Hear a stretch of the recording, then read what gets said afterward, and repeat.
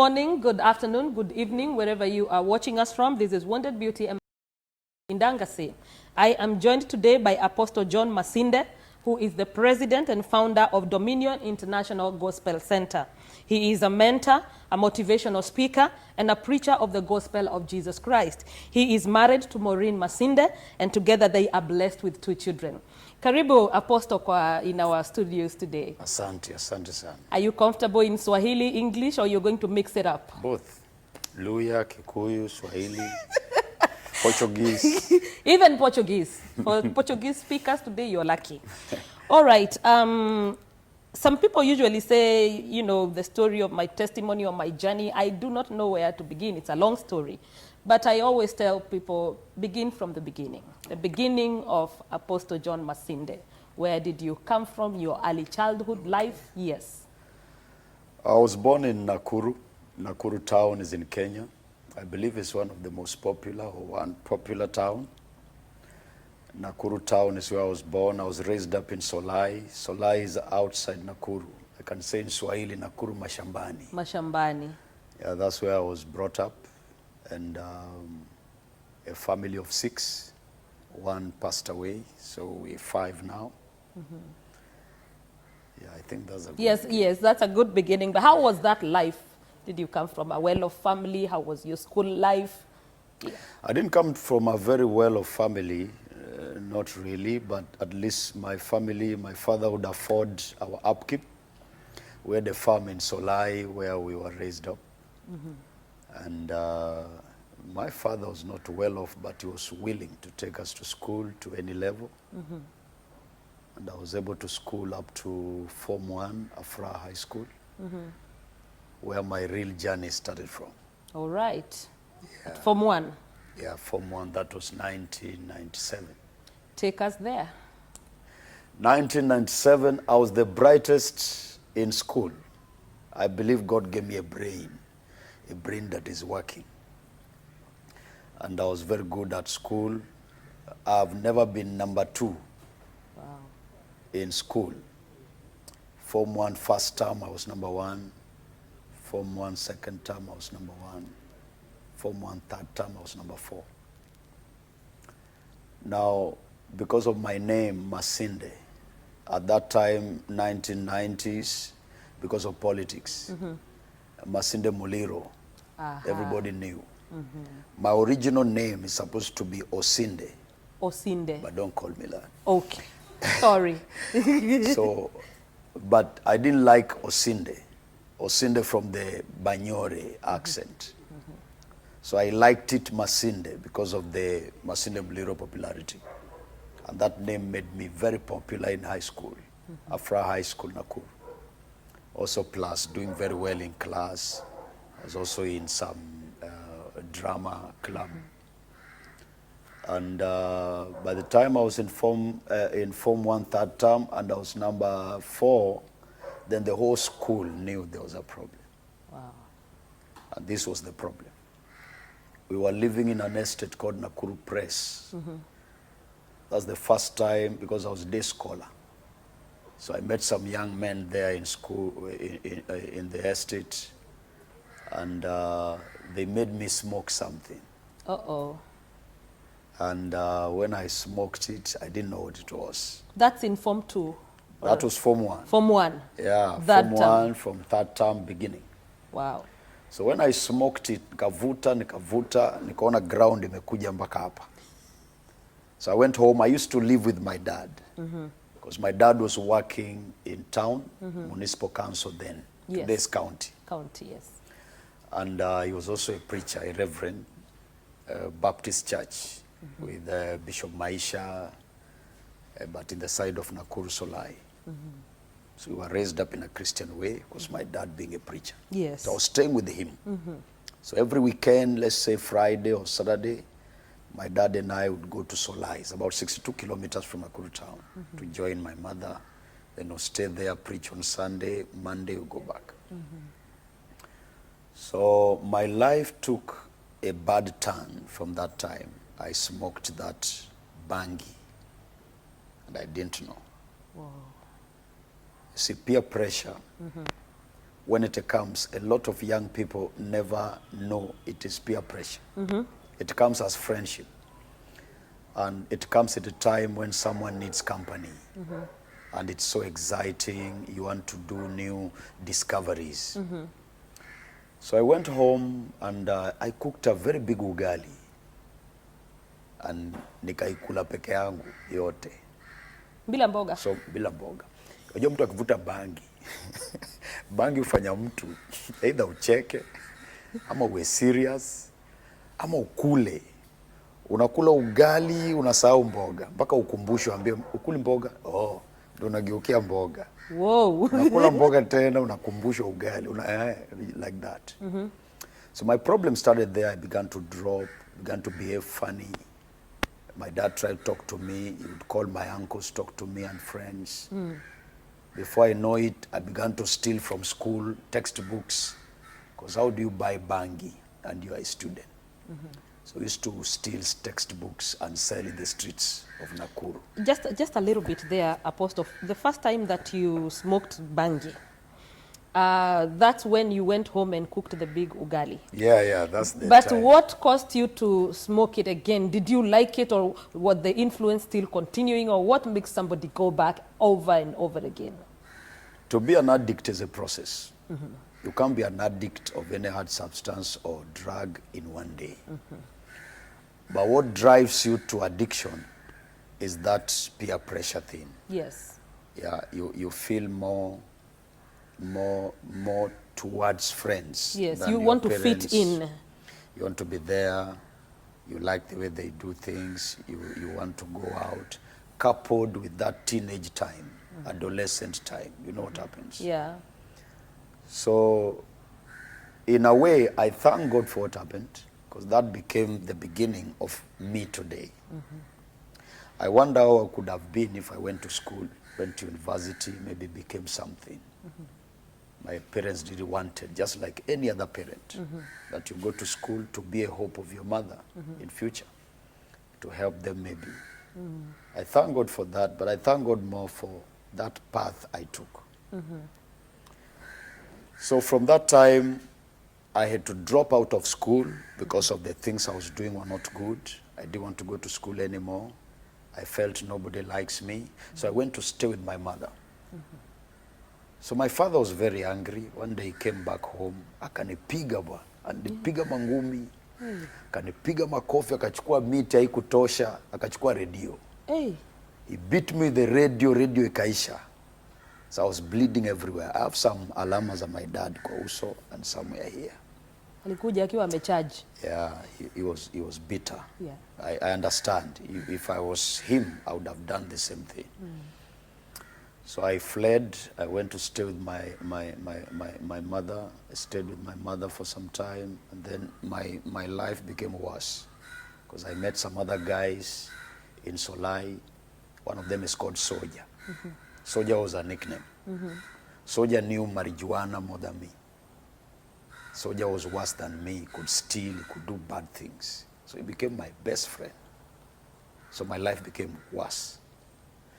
So in Solai, one day, I remember tulipanda bangi, because we got tunatoa bangi, a place called Banita. Banita, if people from Nakuru know that place, then we would plant it where we were. So my mother never knew what bangi was. So nikamwambia tu hizi ni mboga tu. So my mother would help me to weeding weed. Imagine. She would help me to weed. Kupalilia bangi. Oh, that poor mom. I really feel sorry sometimes. So my neighbor, the neighbor, used to tell her, mtoto wako na mtoto wetu wanapanda bangi. I said, no, mtoto wangu hapandi bangi, she would defend me. Many women defend their children. Yes. But they don't know they are defending evil. By the time they know the truth, the boy is dead, he's shot dead. You get it? Or something just happens. So it's good for a mother to call spade and not put down a rod to help a child. Though in this case, the case of your mother, she did not know. She didn't know it was bangi. Yeah. So she was but she knew something is wrong with me. She knew. She even went to school. It was called Jamhuri Primary School, where we schooled to class 8. the school had now started a new secondary school. So they were taking new students, Form 1. So my mother talked to the chairman of the school, and I was taken in. So ni repeat. I would have gone to Form 2. Yes. But now I have to repeat Form 1. Hey, I did bad things that school. Now, I couldn't continue in the school. Police came, arrested me several times in Solai with soldier. So the third time they came to arrest me because of bangi. Kulikuwa kashamba kadogo tu kabangi, sika kubwa sana, kama hii chachi hivi. So they came. Unataka kucheka? I'm just imagining. Yes. So the police came, and I remember they told my mom, we are here to take your son. Mtoto wako anapanda bangi. They had already arrested soldier. And then school ilikuwa ni msimu wa mahindi. Mahindi yamegrow. That was 2000 and 2000. 2000. So mahindi ilikuwa imekuwa iko karibu kutoa zile naitwaje maua. Yeah. So my mama akaja mpaka kwa mahindi ndani, akaniambia kumbe hii inakuanga ni bangi. Akaniambia polisi wako hapa kukushika. Kimbia nisikiage tu ulishikwa, lakini sione na macho. She really cried. Oh. Kasema ni wewe kweli ulitoka kwa hii tumbo. Lakini aangalie huko mahali ana point. Macho yake na kuangalia tu. Polisi wako hapa. Nione ukienda, nisisikie ulishikwa.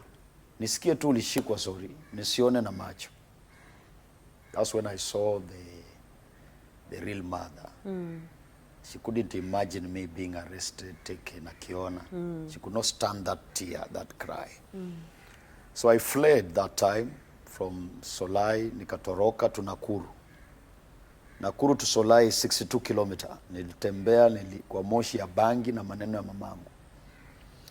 Nikafika Nakuru, Mugu. Nikaenda Kitale. Yeah, I trekked. Wow. Nilifika Nakuru 2 AM usiku. Sasa unajua bangi tu ufanya mtu tu ka ujasiri ka ujinga. So I lived in Kitale.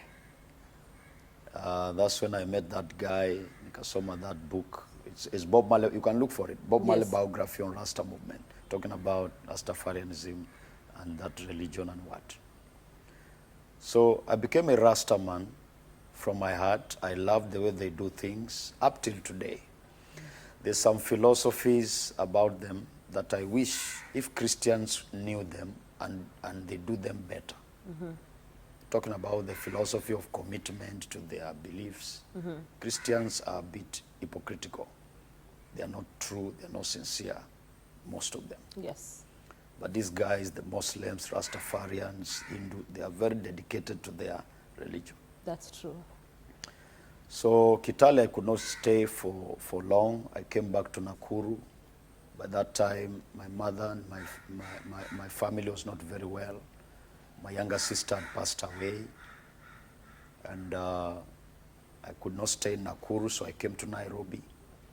And then I came to Mombasa. Generally, in summary, the towns I lived between the time I dropped out of school to Mombasa, there were about 11 towns in Kenya. Wow. You know, a Rasta have one philosophy, or rather a motto. They say, Jah lives, Rasta never die. It simply means they have a unity. They call it solidarity. As long as you're a Rasta, you can live in any ghetto, you can freely move and make friends. Christians are not like that. No. You have to call, you have to beg. Rastas are not like that. So when I came to Mombasa, I came with a train. Wacha leo kuna SGR. Ile ya train kitambo. yenye ukishashuka leo after the next 4 months, ni kama bado uko ndani ya train. The sound, ikiwa ndani ya bridge, ikipita ndani ya valley, iko tu masikio. Nilifika Mombasa 2001, November 14th. Nilikuwa na only 40 bob kwa mfuko. The first street nilienda ni Biashara Street hapo Mombasa. I met a guy called Njuguna. Njuguna was also from Nakuru. I met him there. People are calling him Nati. He had rastas. So Njuguna took me to Bombolulu, and then the following day, very early in the morning, he took me to Kongoya Market. And he told me, Johnny ni aje, hapa ndo watu nabangaizia. So he introduced me to some people there. that Bangaiza. You know Bangaiza in Mombasa is you just hustle. Yeah, I think hustle. Bangaiza is hustle. Yes. Yeah. Yeah, so we were Bangaizering there, hustling. Na kazi ya kuhustle there ilikuwa ni kushukisha makabeji, sukuma na viazi. Kutoka kwa lori. So my main place, I think I have those pictures in my phone. You can go through my Facebook, Yes. John Masinde. Yes. You see my pictures nikiwa Kongowea kwa soko, Yes. nikibeba mizigo. Yes.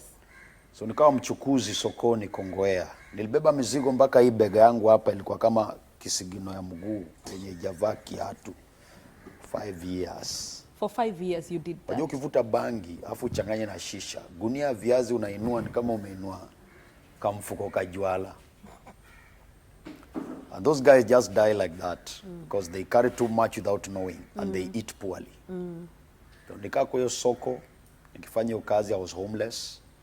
Nikawa nalala nje ya hiyo soko.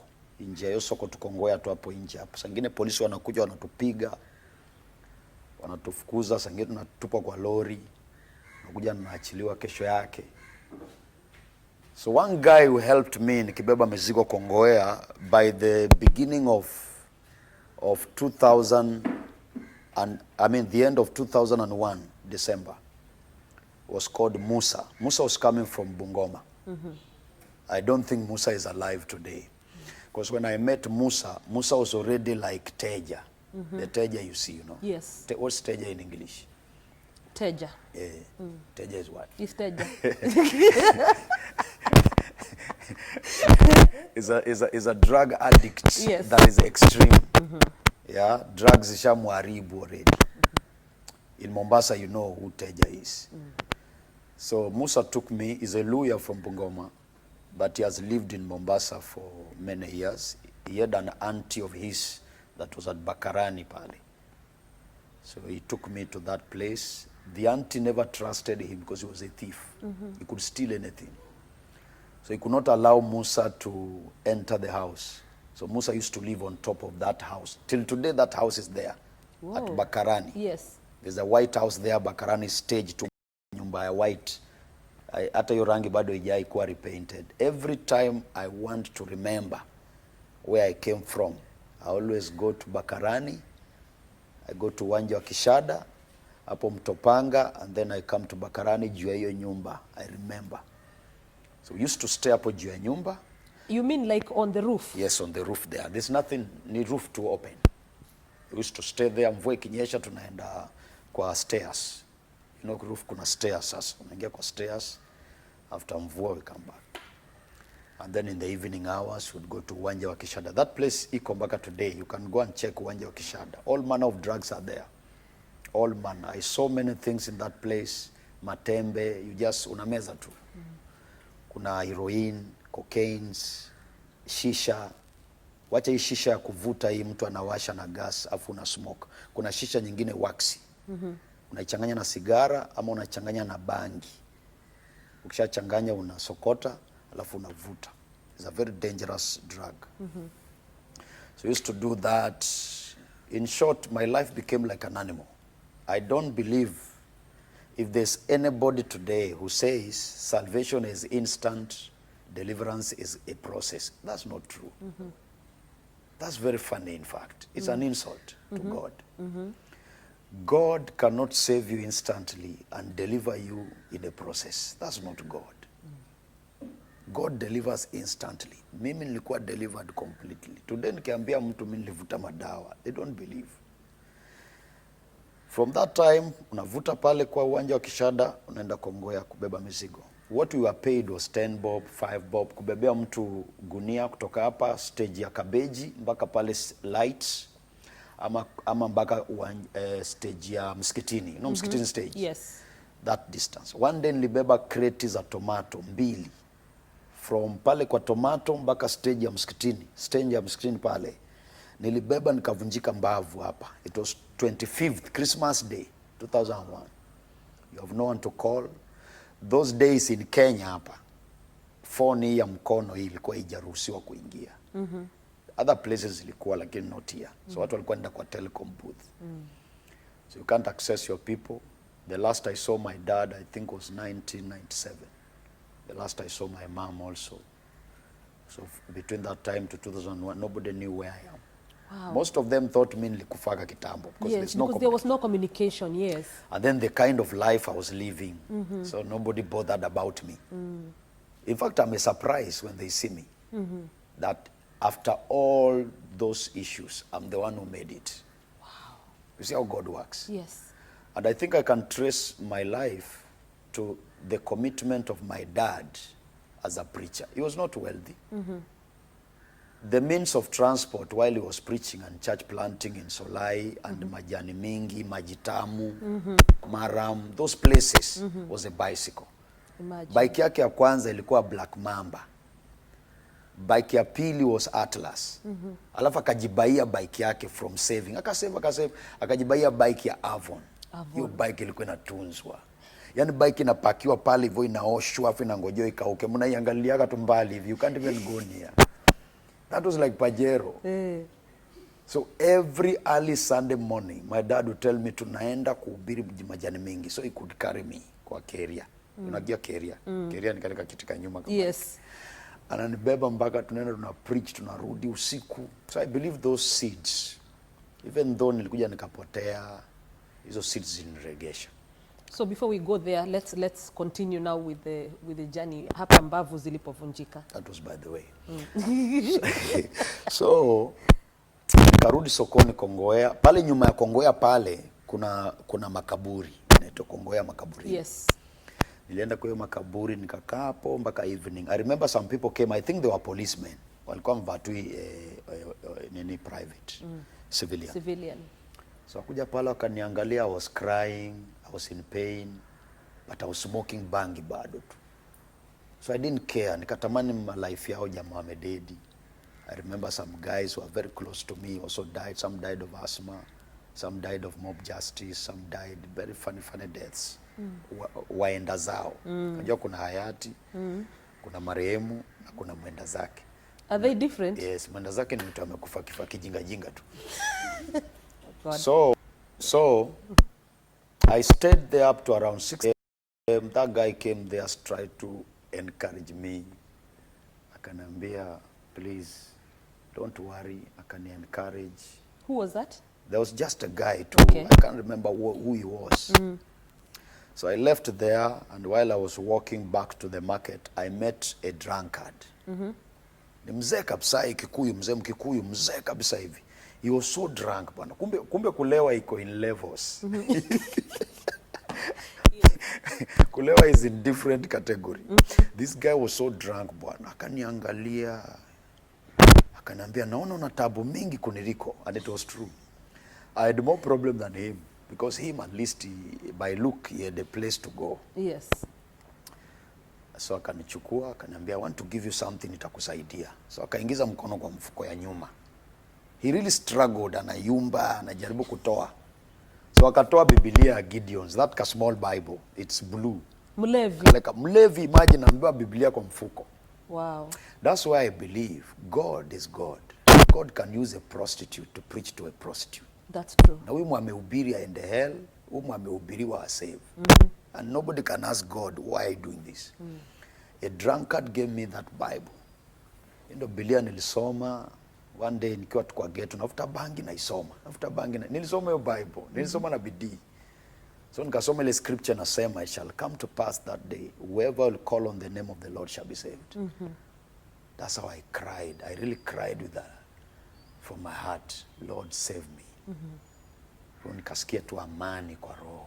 Wow. All by yourself. It happened same day there was a crusade. Kwa imeletwa hapo Bombolulu. Nikaenda kwa hiyo crusade, nikaombewa. Ndio kanisa ikafunguliwa pale Bombolulu with pastor naitwa Reverend Haron Kiriga. Sasa yako Mikindani, if you know him, you can ask for him, he can tell you my story. Yes. So Pastor Haron ndo alifanya a lot of work in my life. Ya kuni clean. Because the first time niliingia kwa hiyo church nilikuwa nimevaa kinyasa, this kaptula type. No kaptula. Kaptula. Yes. So kavaa kaptula na vest na slippers. I had blue slippers, a brown faded trouser na hiyo vest ya blue. Utaona kwa hiyo picha ya FB. Those were my shoe.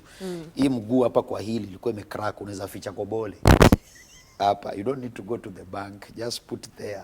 It's your So you saving. allow us to use your pictures for the program? No, they're there. You can we show will while them. interview in Yes. picture. You can picture to picture, no Yes. problem. Okay. I stayed in that church from 2002, 22nd Saturday, from that Sunday and Monday. I told Pastor Aaron, I have no place to stay. So akaniambia kaa hapa kwa church. Hiyo church ilikuwa haina walls, hata huku nyuma. So nilikaa kwa hiyo church for 2 years. Wow. Nikifagia, attending sub. I think that's how I was rehabilitated. Ningeenda kwa rehab, but my rehab was church. That really helped me day and night. But I was still working at the market. Nafanya kazi sokoni na kuja pale. So there is something earlier on you said about salvation and deliverance, that God cannot save you instantly and then deliver you as a process. Yeah. When you came now to church, na ukaombewa, did you no longer have the cravings for what the drugs you were using? Those temptations were there because the devil will always come after you. He doesn't give up. He kept on coming through friends, former friends. So one thing they began to say about me is say, huyu anaringa ameenda kufanya kazi ya kanisa. Si tuwezi fanyisho kazi ya kanisa. And then another thing they said, Ukristo gani hii unaachana na marafiki zako. I used to feel guilty yenyewe kweli kama hii ni Ukristo. Why can't I stay with my friends? But I realized that good morals are corrupted by bad company. Who you follow determines what follows you.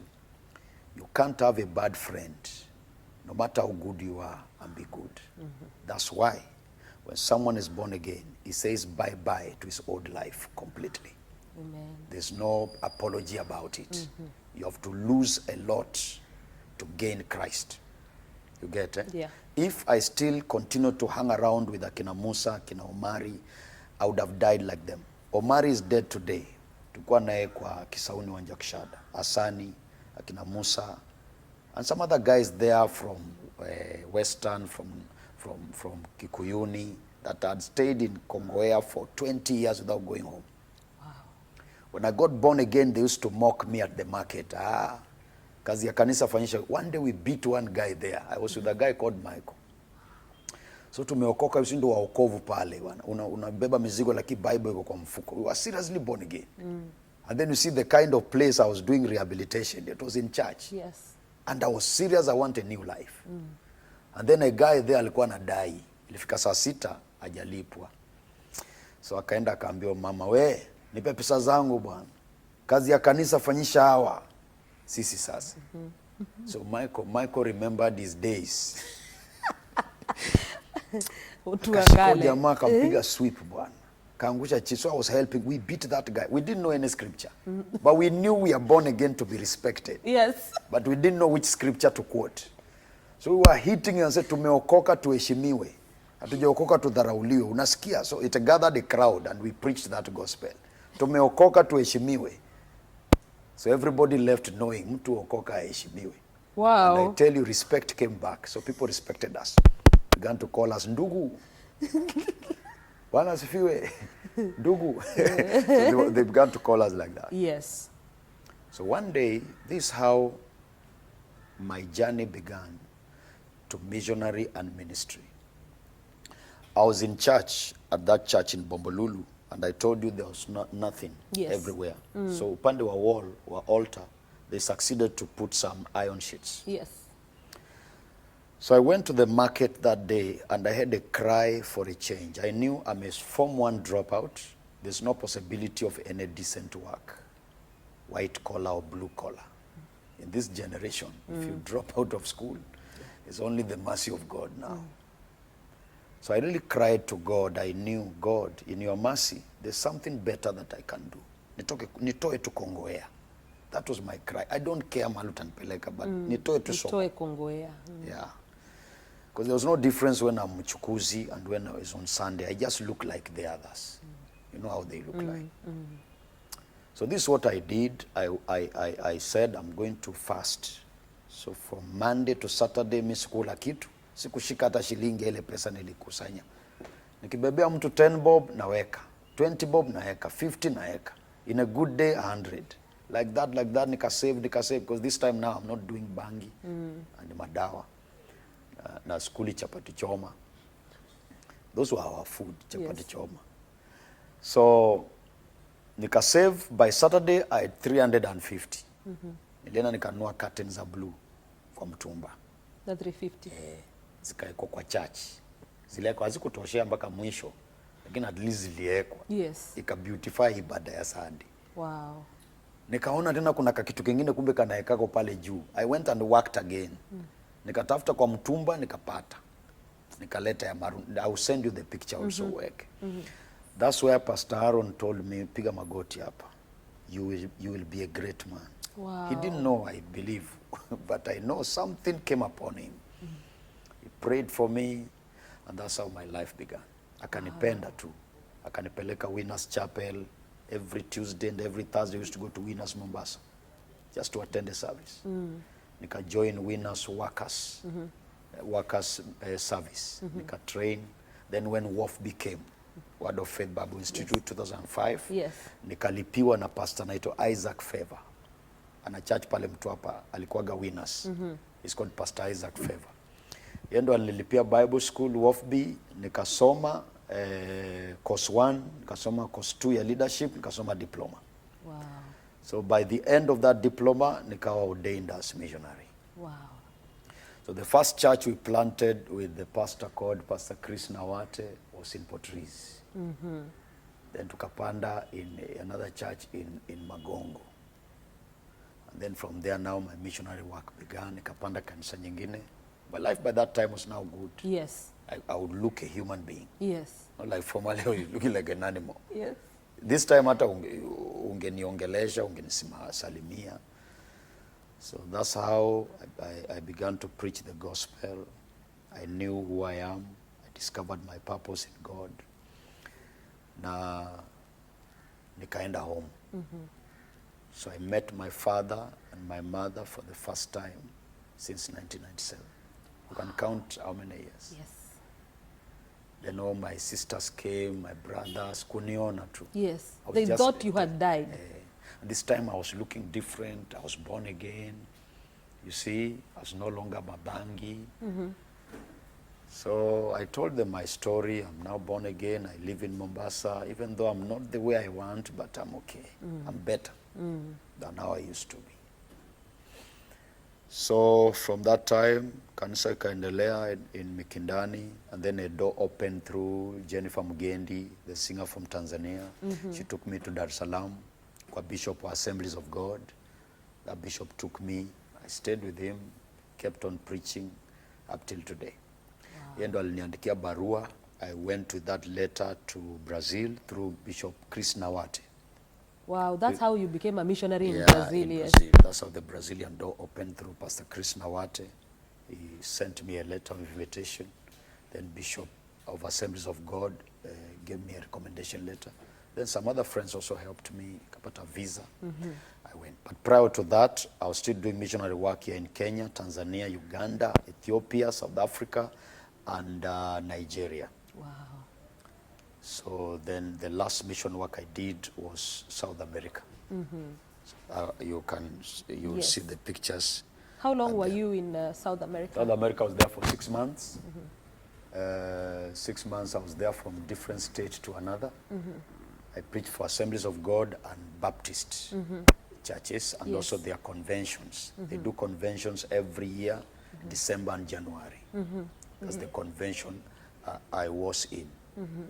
Yeah, so I really thank God from that time up till today. Yes. I'm married, I have children. I'm doing good. Yes. God has blessed me. The I'm Lord is planting good. churches, pastoring churches. Yes. I'm a blessing to people. I've written a book. I wrote this Oh, first yes, book. you are an author. I was going to say about that, yes. This book came 2016, December. I went to preach at a convention at a city called Sao Luís in Brazil. The president of the convention told me, now you need to speak, show me your book. So I told him I have no book. He said, why? Write something. So I went to speak in that convention. And then after the convention, I began to write this book.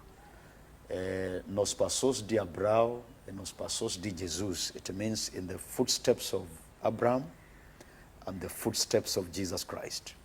The main theme of this book is to understand the main reasons why God lifted these greatest people in the Bible. So what made them? That's the meaning of this book. Yes. So this book was published in a city called Belém, where there's headquarters of the Assemblies of God. It was published in Portuguese language.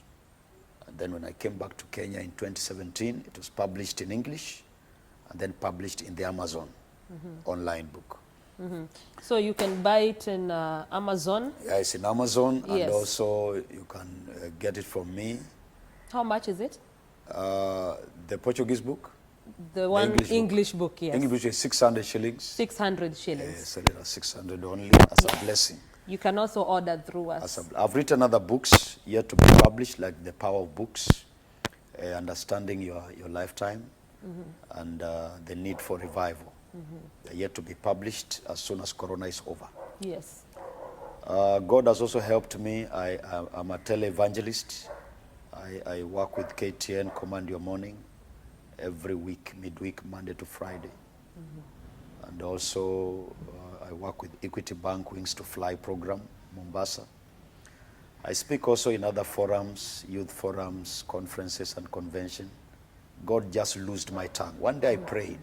I could not speak English after years in the ghetto, dropping out of school. So I prayed, and Pastor Aaron told me practice makes perfect. Sometimes I could lock myself in the room and speak to chairs. So again, nakwama, narudia. Nagonga mawe. One day I was told, you are the one who will do offering time on Sunday. English service, first service. Luke chapter 6 verse 38. Nilishindwa kusoma. So ilibidi nitafutiwe Biblia ya good news because it is easy. Simple English, simple yes. English. So nikakaa nayo mpaka one day nikaitupa, nikatafuta King James version because I wanted to speak. So what really helped me, I made a decision to have choice elders. Most young people don't go far because all their friends are the same age group, the same mates. You can't go far like that. You need to combine your team of friends with choice elders, people older than you, to mentor you, to correct you, to advise you, because they have been on the road that you're taking. They know the pitfalls, they know the places that are not good, they can advise. So those are the people that I made friends in ministry, in banking sector, in journalism. Then I had that desire to learn, to research. It was 2018 when I was at Methodist at Tononoka in Mombasa. I was the speaker at the Wings to Fly program, and the managers were there of Equity Bank. And that's when I shared my testimony for the first time. Wow. The Holy Ghost said to me, share your testimony. Don't speak, just say who you are and how you covet their place. Kama ungekuwa shule leo, ungesoma. Ni mnalipiwa bure na benki. So nikashare tu testimony yangu, ndo manager wakajua kumbe mimi niliachia shule form 1. Otherwise they would not, have known. Yes. So wakaniweka kwa program, wakaniambia wewe utaenda kusoma. Wakanilipia Makupa Boys, nimfanye form 4. Wow. Wakalipa. So I was busy 2018, singeweza. I was planting churches. And then 2019 wakalipa tena. Hii 2020 tena. So nikamwambia this 2020 nitasoma form 4. Lakini coronavirus came. Sikuweza. So next year I'll do my form 4. Yes. Wananilipia plus uniform, viatu. So tukikutana tao nimevaa uniform ya Makupa Boys. Usicheke. Oh, okay. Tutakuja visiting. So form 4. Sikuna visiting day huko, I think. Yeah. So that's my life. That's my simple testimony in brief. Yes. Of what God can do to anybody else. Your testimony is very, very inspiring, and it's also empowering. I would like you to address people in different levels. First of all, young people who are finding themselves under doing things because of peer pressure and finding themselves taking a direction that they wouldn't take had they not been accompanied by the people that accompany them. Then I would also like you to address parents who are at the verge of giving up because of their children, maybe the dreams they had for their children are not being fulfilled, and that frustrates parents a lot, especially when children begin to get at the teenage period. At the moment, Apostle, we're having a lot of issues with parents, and we're even talking about mental well-being, because parents are under pressure, under stress, especially now that the children are not in school. They have to stay with them, something that they were not used to, and they're beginning to discover behaviors and things that they never knew about their children. Yeah.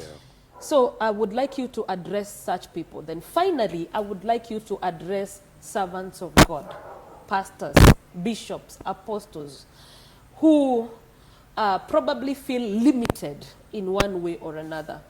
At the point where you are a young servant of God, I can say that, but you have been able to achieve a lot. There are people who have dreams of ever writing even a small book, but they haven't. They're still waiting for something to happen, or maybe to hear the voice of God. Please address those people as we come to the close of the program. Thank you very much for that. It's very important, especially the generation we live in today. Let me begin by letting all these three groups, the children, the teens, and the youths, the parents, the guardians, men of God, understand that we are not living in Bible times. This is very, very important. We serve a God of time and season. These are end times. In 2 Timothy 3:1, he says, "This know also, that in the last days dangerous times shall come." So we are living in the last of days. These are not days of Abraham. These are not the days of Jesus Christ. These are not the days of Paul the Apostle and days of Micah, days of Shadrach. These are very different times.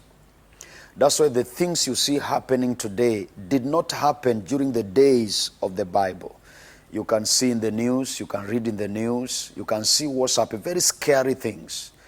The virus, the diseases, the mistakes, the hostility we see today was not there in the days of the Bible. Socially, family-wise, and otherwise, was not there. So the teens and the youths, my only advice for you is that make the most of your lifetime.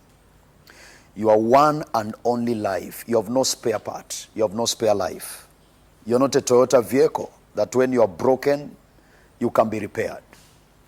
God is merciful. God is gracious. But his mercies can never take you back to the days you are 18, to the days of your youth. I will never be a toddler, no matter who prophesies over me. No one can prophesy me to the days I was a toddler and I suck my mom's matiti. That day came, that time is over. I believe, except by a miracle, to sit in a classroom and listen to a teacher. It will never happen again that my mother would be calling me to tell me that tomorrow I'll send you money for exercise book. That time came. That time went. That day my mother alishika tumbo yake akalia in 1997. Ni wewe kweli utoa kwa hii tumbo? She used to tell me, John, soma. Utatutoa kwa huu maskini. Soma, siku moja utatusaidia. That means the reason why any parent pays for his children's school fees and everything, he has hope that he's sowing a seed. Siku moja akichoka kimaisha, mtoto wake atamsaidia. So please maximize your lifetime. A time is coming, you shall be old. If you think you are beautiful, you have a good figure, I would like you to know that that's the worst deception of today's generation. Every single second of your life, you are decaying. They say time is money. That's not true. That's a statement of fools. You cannot compare money with time. You can lose money, any amount, you can recover it as long as you are alive and you have hands. But any single time and moment and second of your life that is lost is never recovered. So you can't compare money and time. That's why every wise man understands that time is of more value than money. We live in a generation today where young people are craving for money and things at the expense of time. So